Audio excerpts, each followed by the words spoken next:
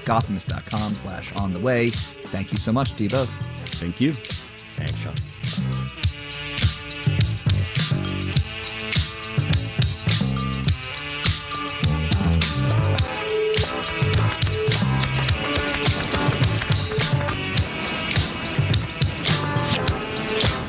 Stand clear of the closing doors, please. It's WNYC. Marketplace is up next on the show tonight. NVIDIA has eclipsed Microsoft as the most valuable company in the world. But how have they become so successful so quickly? They essentially have a monopoly on AI chips. And competition's not coming at least for another 2 years. We'll hear more about NVIDIA's dominance in just a moment on Marketplace. We'll be back with All Things Considered at 7. It's WNYC at 6:30. Support for WNYC comes from Optimum Business, offering business fiber with speeds up to 8 gig. More information is available at 855-2-OPTIMUM or at optimum.com/business. WNYC, independent journalism in the public interest. 93.9 FM and AM 820. NPR News and the New York Conversation.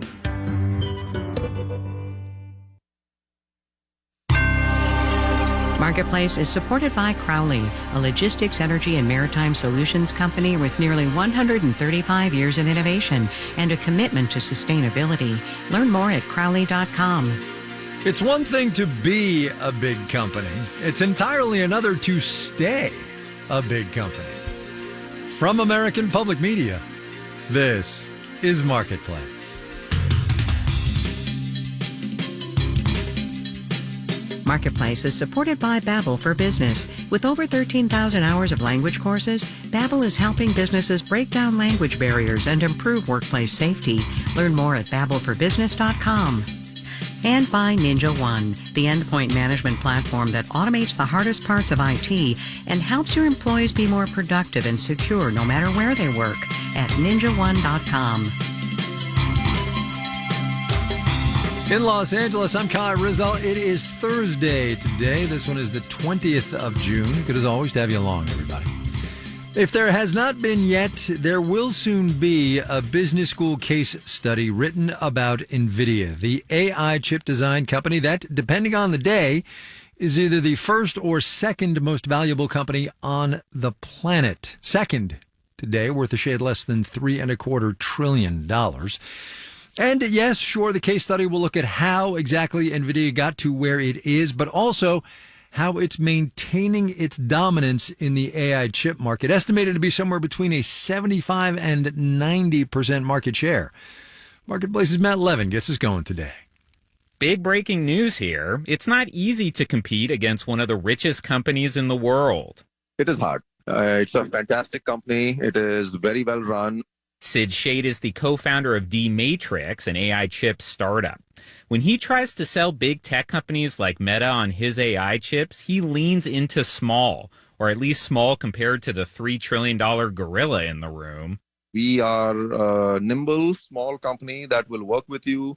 The leverage is a lot more balanced. Maybe you at Meta have more leverage than we do. So we'll be a lot more flexible. Right now, all the leverage lies with NVIDIA. They really are the only game in town for certain types of crucial AI training chips. That doesn't just mean NVIDIA can set prices. It can also make it harder for competitors to break into long-standing relationships with big tech. Yep, and why not, right? They should. If I were them, I would do the same. Companies like Amazon and semiconductor firms like AMD have designed their own AI chips. Problem is, almost all of those chips are physically made by one company, the Taiwan Semiconductor Manufacturing Company, or TSMC for short. Todd Achilles is a public policy lecturer at UC Berkeley. And because of NVIDIA's market power, they're really in the lead position with TSMC to get what they want built. And built first. Achilles also says the federal government's effort to bring chip making to the U.S. won't really help competition all that much. If this all sounds kind of monopolistic to you, the Biden administration is reportedly looking into NVIDIA antitrust issues. But Dan Ives at the investment firm Wedbush Securities doesn't expect immediate regulation. I mean, regulatory is essentially going 40 miles an hour in a minivan in the right lane, but the technology is in a Bugatti going 100 in the left lane. And there's no sign the Bugatti is slowing down anytime soon. I'm Matt Levin for Marketplace. On Wall Street today, NVIDIA shares off about 3.5% if you're keeping track. It was a split decision on the major indices. We'll have the details when we do the numbers.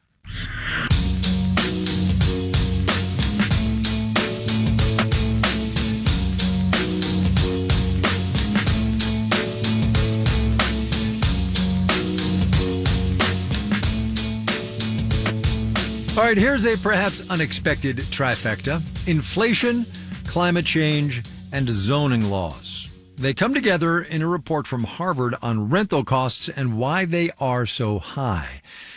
Some apartments have been built over the past couple of years, yes, and that has helped stabilize rents a bit. But numbers out today from the Census Bureau shows the number of permits issued in May for new buildings with 5 or more units was down 6% from the month before and 31% from a year ago. Marketplace's Dan Ackerman looked into why, in the middle of a housing shortage, it is so hard to get new apartments up and running. It's basic economics that when demand and prices go up, like say for rental housing, supply should go up too and bring prices back down. And yet, rents are high. Daniel McHugh researches housing at Harvard, and he co-authored the new report, which found there is very little relief in sight, particularly for lower income renters who have fewer and fewer options.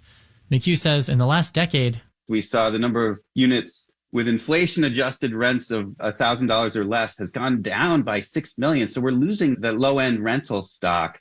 The apartments that have come online tend to serve the luxury market, says Priya Jayachandran, CEO of the National Housing Trust. No one is building B-class apartments anymore. She says developers want higher returns because their own costs have gone up. Inflation has hit labor and materials, and interest rates have made financing new construction costlier too. It is incredibly expensive right now to borrow. And when you've got a capped income stream and a rising expense side of the equation, the math makes less and less sense. So it's more expensive to rent, it's more expensive to build rentals, and it turns out it's more expensive to operate them too. Insurance for apartments rose nearly 28% last year. Daryl Fairweather is chief economist at Redfin. Insurance is a function of the cost of repairing or rebuilding a home, along with the frequency of how often those repairs need to be made. The cost is going up because of inflation, the frequency because of changes in the climate. And all of this means if you're in the housing market, whether you continue to rent or you decide to buy a home, it's going to be expensive. Fairweather says one thing that can help, looser zoning rules. She says places that allow for more apartments get more of them built. I'm Daniel Ackerman for Marketplace.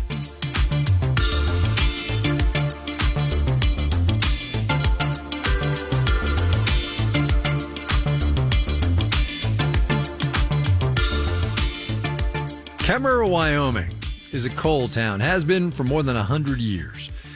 But climate change and changing energy market dynamics are forcing a new approach, a nuclear approach, actually.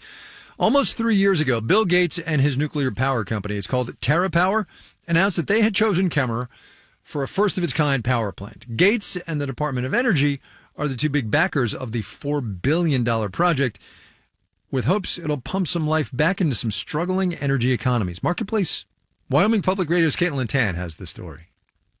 Should I take my shoes off? No. Mark Thatcher opens the door of his gray stucco home in Kemmerer. Photos of his 21 grandkids cover the hallway. I had a granddaughter graduate, and can I brag on this? Thatcher built his American dream in this coal town. He worked as an electrician in the mine, bought a house, raised a family, and retired. So, you know what I mean? Kemmerer's been good for us. And he wants that for his grandkids. If Kemmerer's dried up, it's not an opportunity. Kemmerer and coal go hand in hand. So for a while, the town emptied out, mirroring coal's 16-year decline. But now, Thatcher says Kemmerer is feeling more lively, partly thanks to another source of energy, nuclear. In a nearby sea of sagebrush, TerraPower is about to break ground on its nuclear power project. Brian Muir, Kemmer's city administrator, scans the crowd of about 300. He looks visibly relieved. After a lot of uncertainty and getting here. That's because the nearby coal plant is permanently closing by 2036, putting a question mark on the future of the Kemmer coal mine that serves it. Muir's hope is for those hundreds of workers to be absorbed by the future nuclear facility, which promises 250 long-term jobs and 1,600 temporary construction jobs. I think the eyes of the world are upon us to see how soon we can get this done. It is a pilot project. Some parts still need to be permitted by the federal government. Conventional nuclear power plants are massive and require a lot of water. TerraPower has figured out a way to make them smaller, safer, more climate-friendly, and cheaper, in theory. It's working really well inside the computer. Speaking at the podium, Bill Gates looks on brand. Blue sweater and black-rimmed glasses. He motions to the leveled dirt behind him. A little bit harder to make it work out there, but that's what we're starting today. TerraPower still needs to secure a domestic source of fuel, a highly enriched uranium. Right now, it's only made in Russia. Gates' vision is for these plants to be the future of America's growing energy demands. And you're the pioneers that are going to make that happen. And with that, Gates grabs a shovel and plunges it into the dirt. Great. But not everyone feels the camaraderie. Across the highway are about 10 trucks with flags that say things like Make America Great Again and Trump 2024. Ashton Anderson breaks away to explain. Well, we just don't like the idea of liberals coming into our state. It's that simple. And while many agree Gates's politics don't align with Wyoming, Kemmer's downtown is bustling, even just compared to a year ago. 2 bakeries, a law office, and a home goods boutique recently opened up. And many say business is good, like here at Tinsky's Fossils, a little downtown storefront where tourists can buy local fish fossils. Cody Tinsky is using a small power tool on a fossil. So most of these fish are covered with rock, so we have to uncover it. 4 years ago, she didn't know if she could keep the doors open. The town was slow, partly because of COVID. That was our first year of business, so it was very scary. Business is good now. Tinsky says she thinks it'll only get better with the nuclear project. I think it'll bring in new people and hopefully so Kemmer doesn't become a ghost town again. Construction on the nuclear project is expected to take 6 years. So for that time at least, she expects lots of foot traffic and hopefully business. In Kemmer, Wyoming, I'm Caitlin Tan for Marketplace.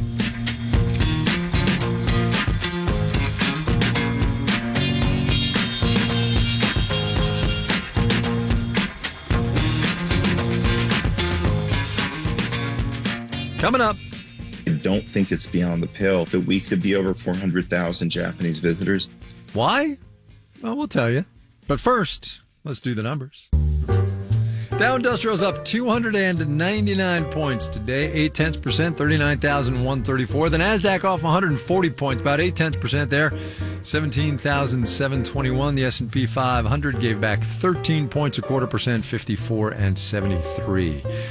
Dan Ackerman was talking about the costs associated with building and operating apartment buildings. Well, in related stocks, Essex Property Trust lost 1.6%. Toll Brothers dropped about 1.5%. Meritage Homes dropped 0.7%. Might just be Meritage instead of Meritage. Caitlin Tan was telling us about TerraPower breaking ground on its nuclear power project out in Wyoming. So, some nuclear power stocks, shall we? Cameco Corporation down 0.3%. NuScale Power dimmed 0.3%. Bonds down. Yield on the 10-year T-Net up 4.626%. You're listening to Marketplace. Marketplace is supported by Bonds down. Yield on the 10-year T-Net up 4.626%. You're listening to Marketplace. Marketplace is supported by Progressive. Progressive Commercial Insurance protects small businesses from retailers to tradespeople. Progressive covers a variety of business needs with a range of coverages. More at progressivecommercial.com. And by Babbel for Business. With over 13,000 hours of language courses, live instructor-led classes, and business-specific content, Babbel is helping companies break down language barriers and improve workplace safety. Learn more at babbelforbusiness.com. And by the Peter G. Peterson Foundation, a nonpartisan organization dedicated to raising awareness and accelerating action on America's fiscal challenges to build a brighter economic future for the next generation. Learn more at pgpf.org.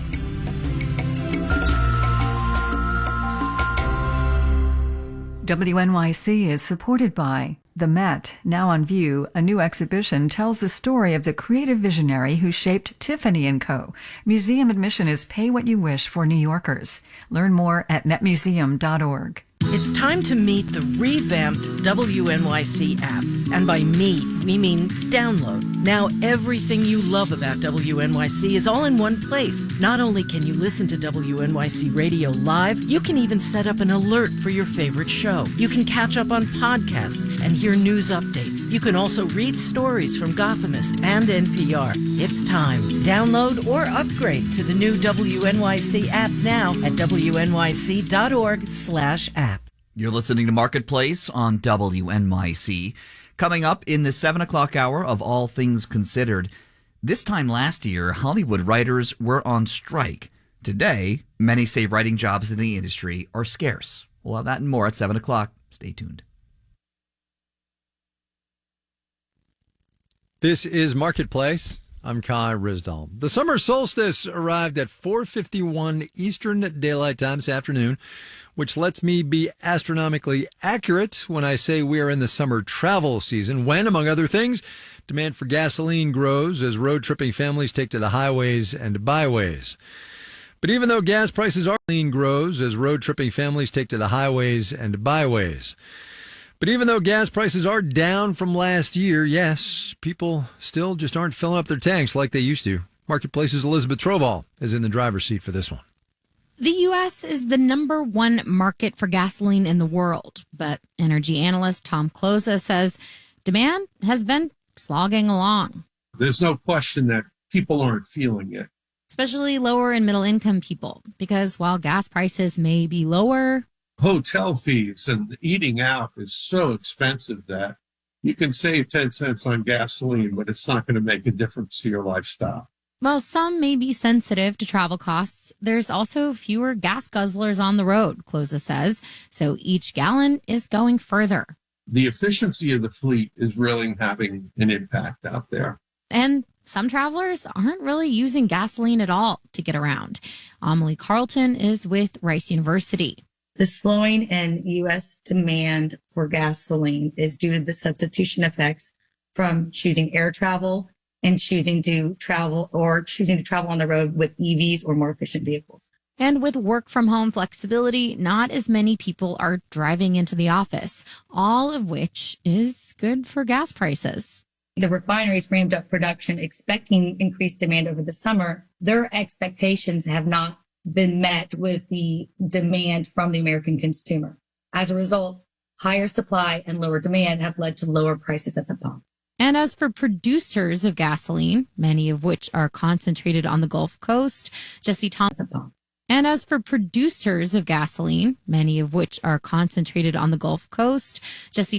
the Dallas Fed says refiners here are in a better spot to deal with a lackluster gasoline market than those in Europe or Asia. So if demand here is weak and margins are in negative or very low territory abroad, then I would expect you to see those refineries abroad cut run rates first. And cutting production would make more room for refiners in the United States to ship gasoline abroad. I'm Elizabeth Troval for Marketplace.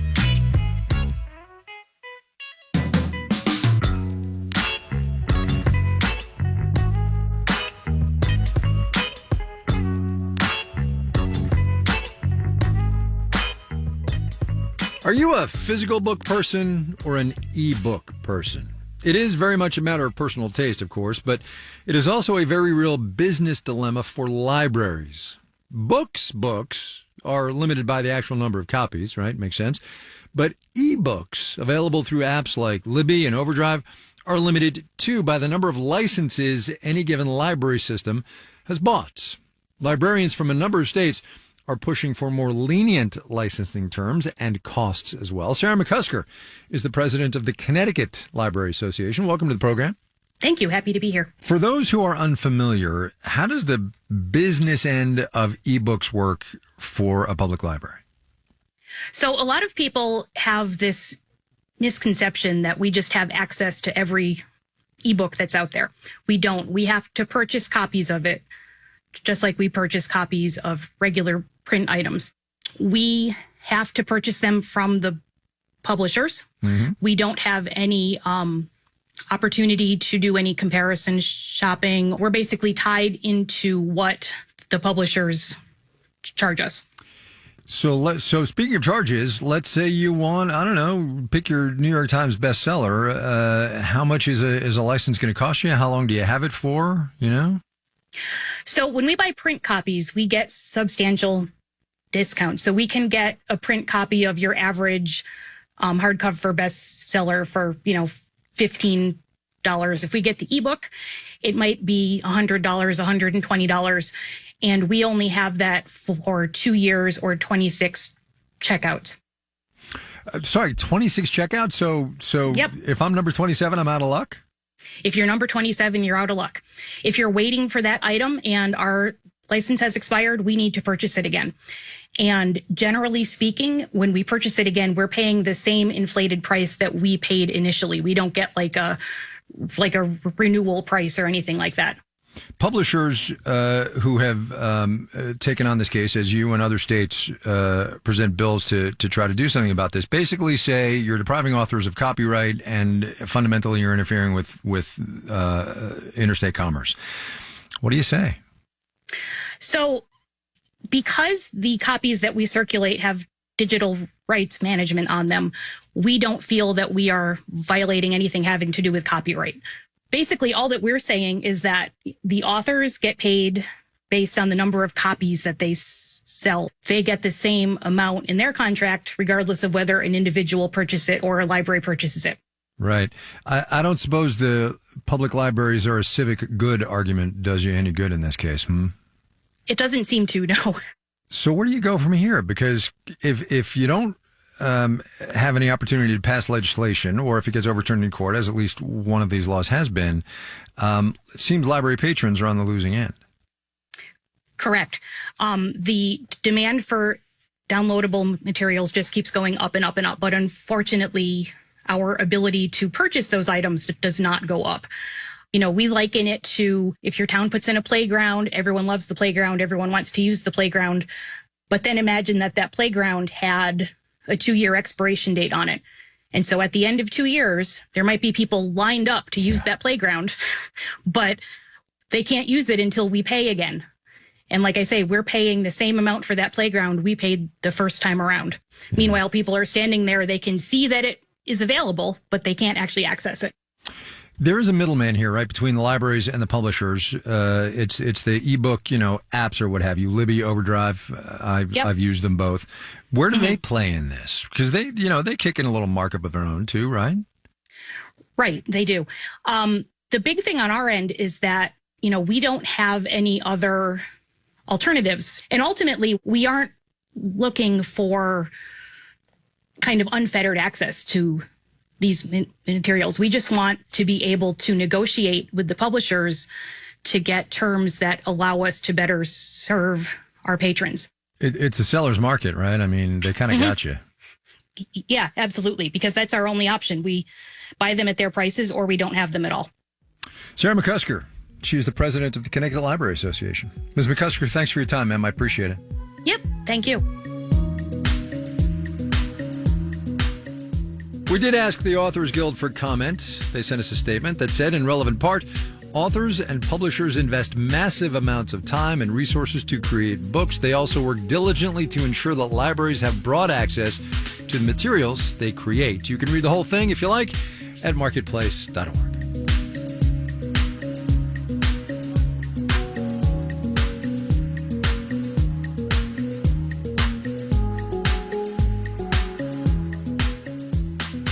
The latest data from the National Travel and Tourism Office, it's part of the Department of Commerce, if you're curious. It shows there were 66.5 million international visitors to the United States last year. That is a third, again, more people than came in 2022. But it is still just 84% of the total number that came in the last year of the before times. And cities are taking whatever opportunities they can find to lure tourists back. Here in Los Angeles, a gift has come in the form of Shohei Ohtani, the $700 million two-way superstar for the Los Angeles Dodgers. He was already a star before he came to the United States in 2018 to play for the Angels, just down the road from us. But now Japanese fans are coming by the thousands to see Ohtani play for his new team. From LAist, Josie Huang has more. Near Dodger Stadium, a new 15-story mural of Shohei Ohtani covers one wall of the Miyako Hotel.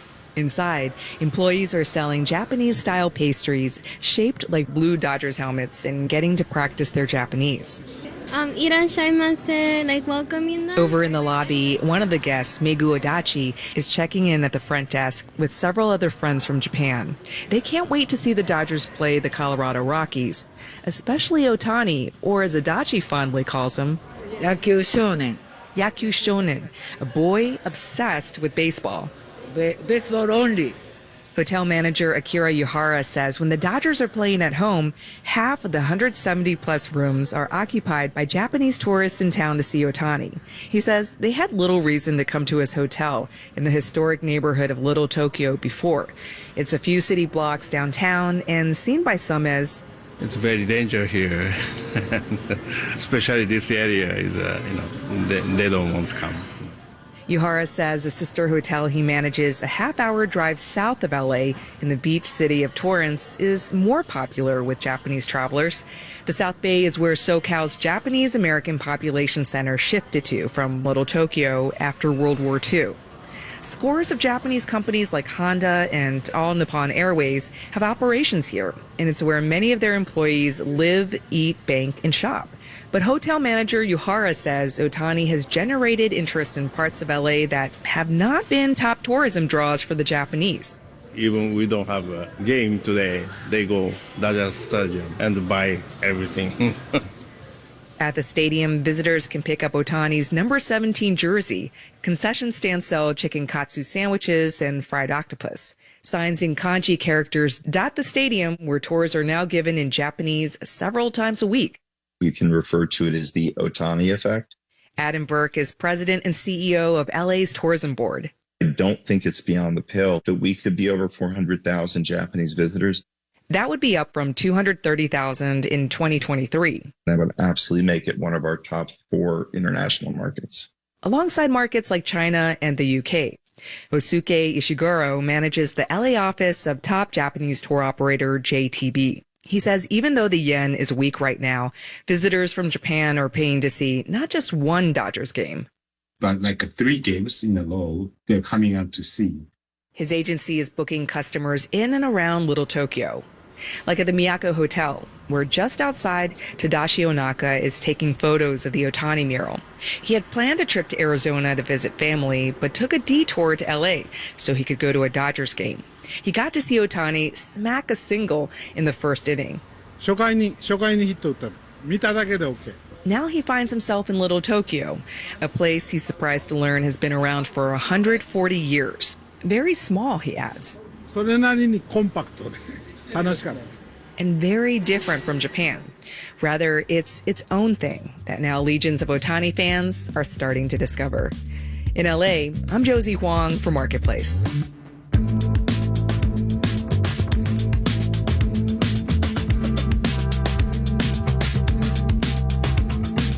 Marketplace is supported by GitLab. More than 50% of the Fortune 100 rely on GitLab to develop, secure, and deploy software faster. More at GitLab.com. And by Ascensus, who's dedicated to helping people dream bigger, aim higher, and save more for retirement. More information is available at Ascensus.com. And by Amazon Business, helping provide a smarter, easier way to get the supplies businesses need to thrive. Amazon Business, your partner for smart business buying. This final note on the way out today offered really as a cautionary tale. You might have heard already today that the Bank of England has decided to keep its key interest rate right where it is, 5.25%, even though inflation in the UK has indeed hit that hallowed 2% mark. I'm paraphrasing here, but the bank said it wants to make sure inflation is well and truly dead.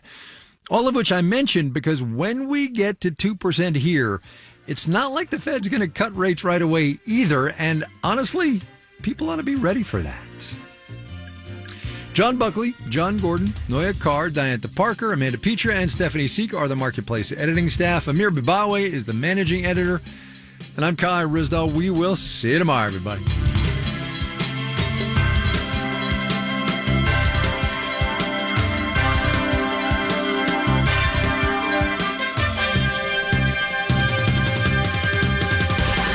This is APM.